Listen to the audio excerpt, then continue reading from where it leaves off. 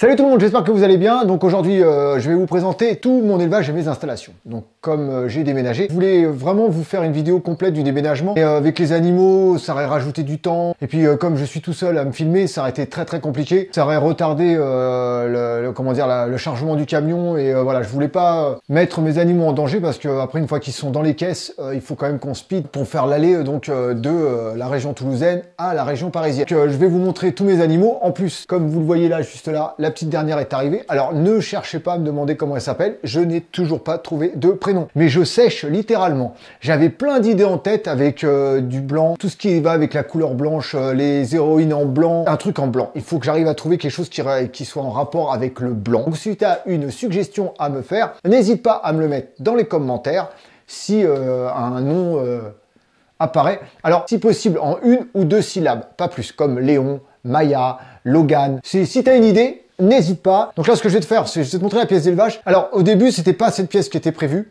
J'ai une pièce en haut qui est beaucoup plus grande, qui fait autour de 15 mètres carrés, qui était prévue pour l'élevage. Les circonstances ont fait que j'ai changé d'avis, voilà, pour des raisons familiales.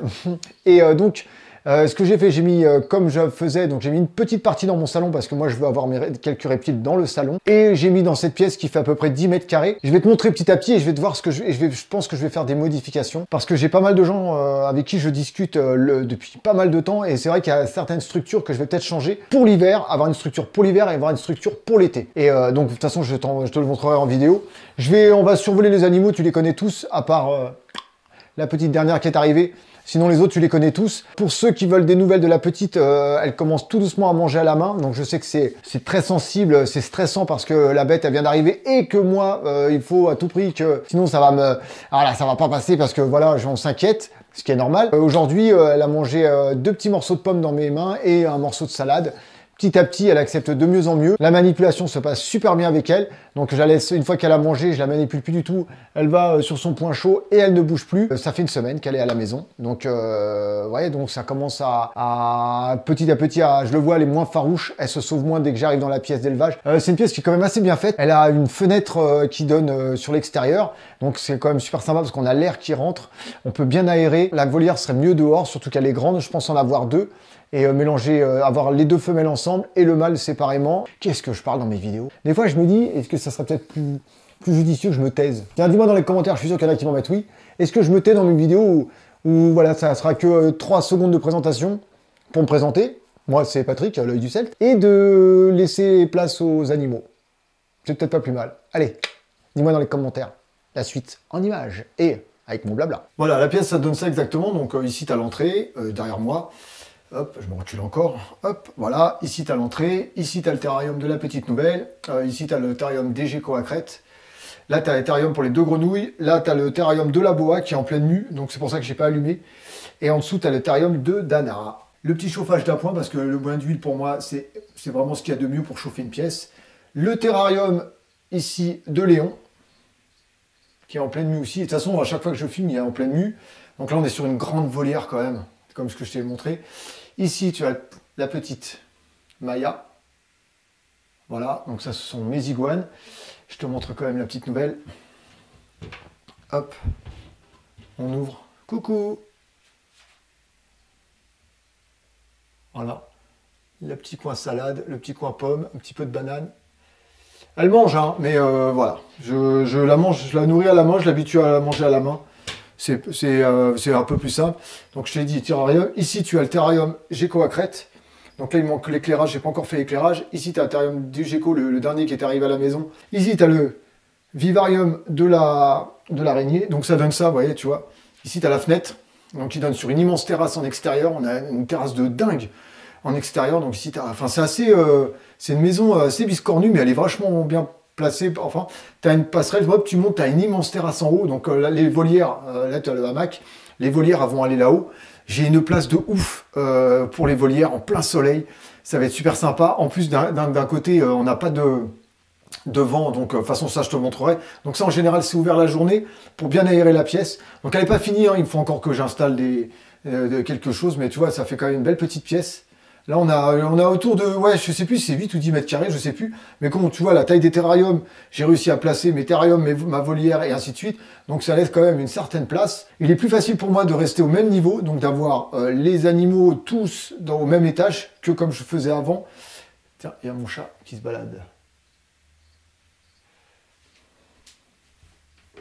Hop. Étoile. Qu'est-ce qu'il y a? Qu'est-ce qu'il y a?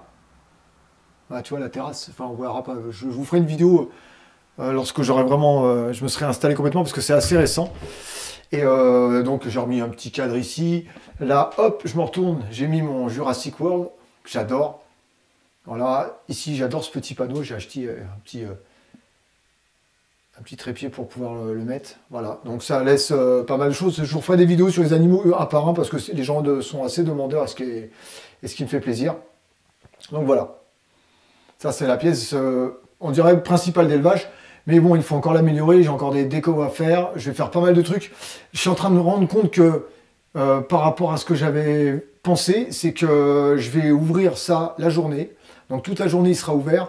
Je vais mettre du cordage et une lampe chauffante, je pense, par ici, là, juste en haut, et faire en sorte que Léon et Maya soient en liberté totale dans cette pièce d'élevage. Parce que je trouve que quand je laisse ouvert, ils se baladent bien. Bon, après, à faire attention de bien faire que la fenêtre soit fermée. Enfin, voilà. Ici, on arrive dans une partie du salon, donc un angle. Et là, donc, tu vas avoir le terrarium des Varanus prasinus. Donc, toujours dans des positions bizarroïdes. Donc, le mâle en bas, la femelle au-dessus. Donc, Logan et Mystique. Et au-dessus, pour ceux qui me suivent, j'avais fait sur les réseaux, j'avais montré un meuble que je voulais construire, donc un 120 60 par 60, avec, hop, comme tu peux le voir, ici, il y a Hopi, le Pogona donc de ma femme. Et moi, ce que j'ai installé en plus, c'est la grille. Donc en général, ici, tu as un panneau, comme de l'autre côté, et moi, j'ai installé une grille. Donc c'est vrai qu'au début, je me suis dit, est-ce que ça va pas lui apporter trop de froid par rapport, mais comme la pièce, elle est quasiment constante, j'ai une super isolation ici, la pièce, elle descend rarement en dessous de 21 degrés. Au pire, j'ai un petit tapis chauffant. Au pire, si vraiment je descends en dessous de 20 degrés, je mettrai un petit tapis chauffant. J'ai toute installation, en plus j'ai le passage de câble qui est juste en dessous. Donc voilà, eux ils ont la lampe de nuit pour comment dire, leur apporter le chauffage qu'il faut. Donc voilà, ça c'est le terrarium. Là on est sur du 120. Celui-là il fait 130, là il fait 120, donc on a un petit décochement au fond. Là on a 1 mètre, que je dis pas de bêtises, là on a 1,50 m et là on a 60 cm. Donc j'ai peint la structure complètement en noir, ce qui est assez sympa au niveau visuel. Et ça, c'est dans mon salon. Donc je vous montrerai le salon par la suite plus tard. C'est un salon qui fait plus de 20 mètres carrés, donc il est assez grand. Donc voilà, avec les petites plantations derrière. Mais ça donne un truc. Donc au début, je voulais remettre la volière, faire comme j'avais dans l'ancien salon. Mais je me suis dit d'avoir une pièce reptile et d'avoir les bêtes à portée de main, tous dans la même pièce, c'est quand même plus simple. Et puis c'est vrai que bon, celui-là, l'avantage aussi, c'est que la déco, elle est quand même assez sympa. Je les embête pas trop parce qu'en ce moment, si tu as vu la vidéo que j'ai postée sur les réseaux, ils sont en accouplement, ça n'arrête pas. Et en plus, comme la femelle, elle est réceptive, je me dis, pourquoi pas. Bah, franchement, tu vois, les installations sont assez sommaires.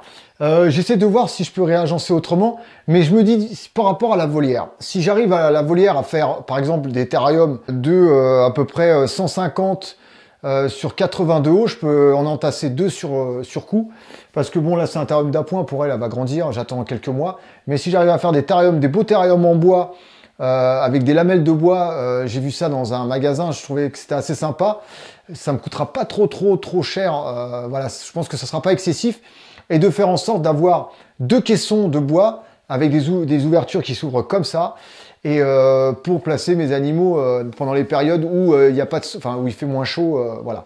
Donc c'est vrai que l'avantage de la terrasse, c'est qu'elle est en plein soleil, donc j'ai du soleil du matin, enfin du lever jusqu'au coucher, et qu'en plus j'ai carrément un parterre, enfin un mur de feuillage qui, ça veut dire qu'elle est complètement protégée du vent. Donc ça sera peut-être pas comme l'ancien pavillon que j'avais, où j'avais j'avais quand même beaucoup de courant d'air. En plus, j'étais dans une région qui était très venteuse. Je pense que l'été va être hyper agréable pour eux. Donc à partir je pense que de mai jusqu'à septembre, ils iront en extérieur total. J'ai des bâches au cas où, j'ai déjà prévu des bâches au cas où, par exemple, il pleut ou ça soit un peu plus frais la nuit. Mais voilà, ou alors carrément une caisse, à mettre une caisse en bois à l'intérieur pour qu'il se réfugie s'il fait froid avec une petite ampoule chauffante. Ouais, je pense céramique. De toute façon, je suis en train de tout prévoir. On a encore le temps, on n'est pas encore en hiver. Mais je suis en train de prévoir que la volière, dans cette pièce, je trouve qu'elle n'est pas adaptée. Même si j'ai de quoi en mettre, j'ai de quoi la mettre, il n'y a pas de souci, il y a de la place. Je trouve que c'est pas du tout adapté et j'ai envie de faire autre chose. Voilà, j'ai envie de faire quelque chose de bien, j'ai envie de faire autrement et j'ai envie de faire quelque chose de visuel et assez sympa et le faire quand on rentre dans la pièce, qu'elle soit placée ici. Et faire vraiment toute une structure en bois, en L ou en angle, vraiment la même structure partout et qu'on ait un visuel hyper accrocheur et que ça soit une structure qui soit démontable. Parce que est-ce que je vais rester dans ce pavillon ou pas, je ne sais pas encore. Pour l'instant, on va laisser passer l'hiver et après, on verra. Mais voilà. Voilà la petite... putain, les couleurs. À chaque fois que je l'ai dans les mains, je me dis, les couleurs, elles sont exceptionnelles. En plus, t'en as partout, t'as du pollen partout sur la tronche. T'es vraiment crado comme meuf. Hein. T'es vraiment une crado. Hein? Putain, la beauté. Regardez-moi ce orange, comment il claque. Ce qui est bien maintenant, c'est quand j'ouvre le terrain, enfin la volière, je l'appelle, elle recherche, parce que ça a une vue un peu catastrophique, et elle a tendance à venir vers moi d'elle-même. Alors pour la nourriture, dès que je l'appelle, elle vient, donc c'est assez sympa. Je suis content parce que les soins que je lui avais apportés ont fait leur effet. Il reste encore quelques morceaux de mue qui doivent partir, mais alors les couleurs, elle est d'un orange. J'avais peur qu'elle perde ce orange un peu flamboyant qui m'avait fait craquer. Et finalement, elle a gardé ce orange éclatant. Et